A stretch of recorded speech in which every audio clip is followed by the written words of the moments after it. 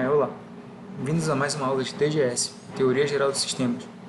Hoje será abordado o seguinte tópico: os progressos realizados na Teoria Geral dos Sistemas, dividido da seguinte forma: a abordagem e propósitos da ciência dos sistemas, tentativa de satisfazer as exigências de uma TGS, os motivos que conduziram ao princípio de uma Teoria Geral dos Sistemas. Bem, a TGS ela é uma ideia que tem origem lá na biologia. Então, a maneira mecanicista de proceder consistia essencialmente em resolver o organismo vivo em parte e processos espaciais. A ideia inicialmente das teorias, né, era de forma fechada e não pensava no sistema, né, como um todo, mas sim se preocupava em pequenas partes, resolver sempre uma parte do problema.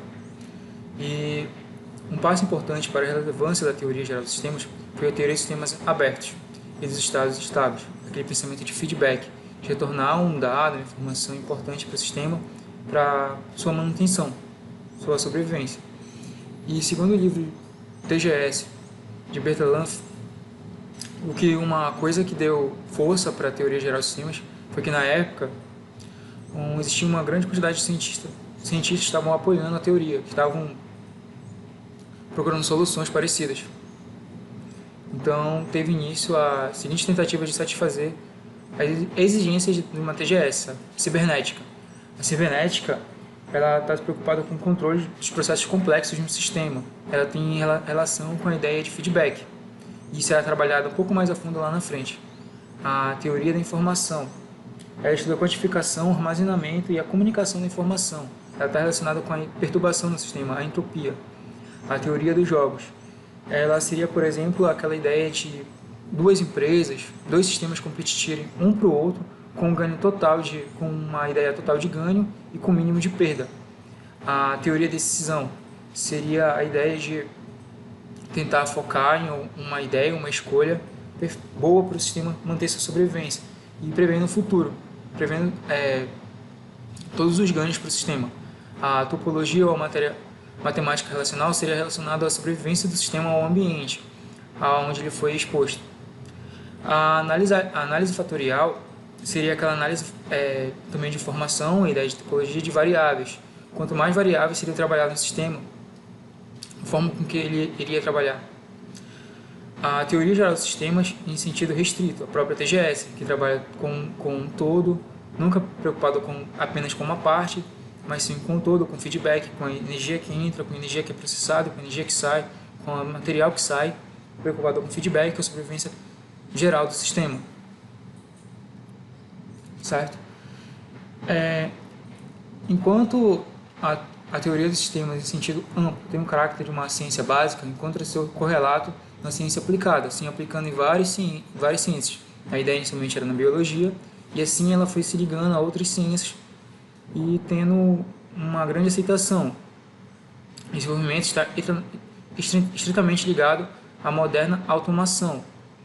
A complexidade, a tecnologia ajuda a TGS a se estabelecer melhor no mercado e nas ciências. Certo? Falando em termos gerais, é possível distinguir os seguintes campos: a engenharia de sistema. Para que um determinado produto seja feito, para que determinado produto seja entregue, para que determinado produto seja realizado, é necessário que as partes funcionem em harmonia. Então, o que vai reger tudo isso é a engenharia do sistema, que todas as partes trabalhem de forma harmônica uma com a outra. A pesquisa de operações. A pesquisa de operação é a preocupação por trás de tudo isso, de todo o sistema, para que haja um funcionamento adequado para que seja alcançado o objetivo. A engenharia humana é a parte que vai se preocupar com o uso de tecnologia, com o uso de gastos, com o uso de recursos. Vai tentar otimizar o trabalho para que haja um menor gasto, um menor desperdício.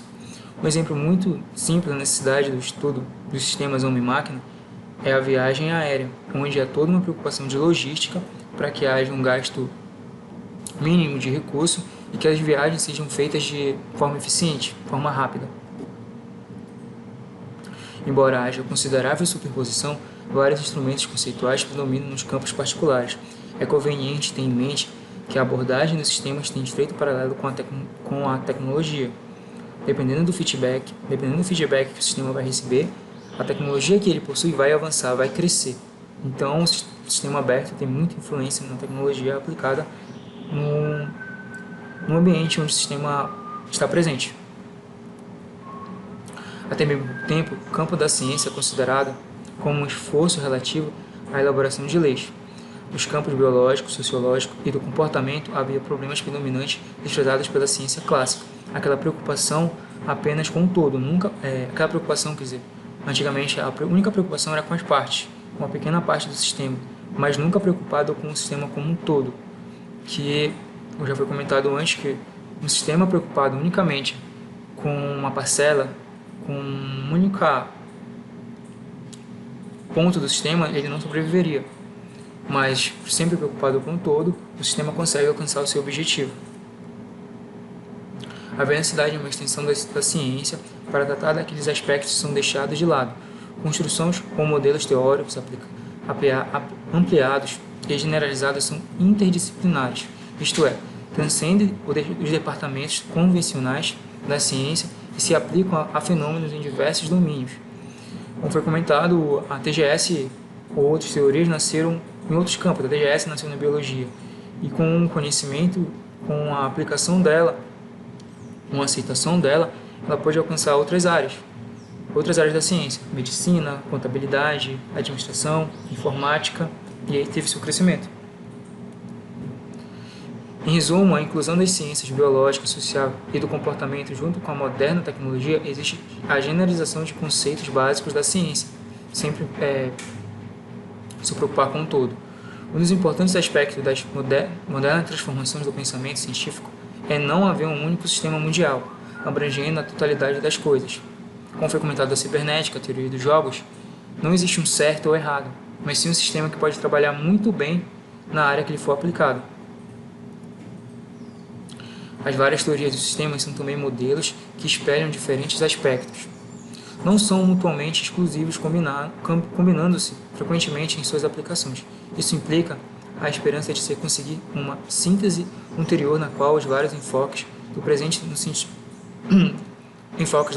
no sentido de uma teoria da totalidade. Como foi comentado, não existe certo ou errado, mas o sistema as teorias podem ser aplicadas em um ambiente e podem dar muito certo, ou trabalhando de forma isolada, ou trabalhando como um todo.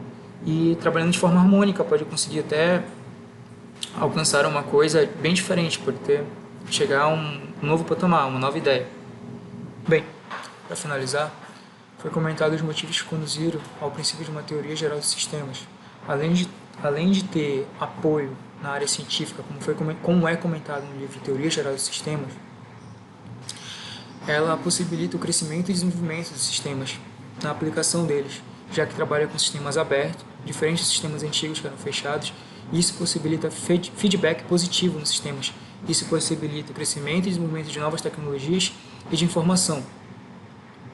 E foi comentado também a tentativa de satisfazer as exigências de uma TGS, a teoria dos jogos, a cibernética, que vai ser tratada um pouco mais lá na frente. E tudo isso são teorias que, como foi comentado, não são certas ou erradas, mas que podem ser muito bem aplicadas no ambiente e pode trabalhar de forma mútua e desenvolver muito bem as informações que o sistema trabalha, certo? Referências e muito obrigado.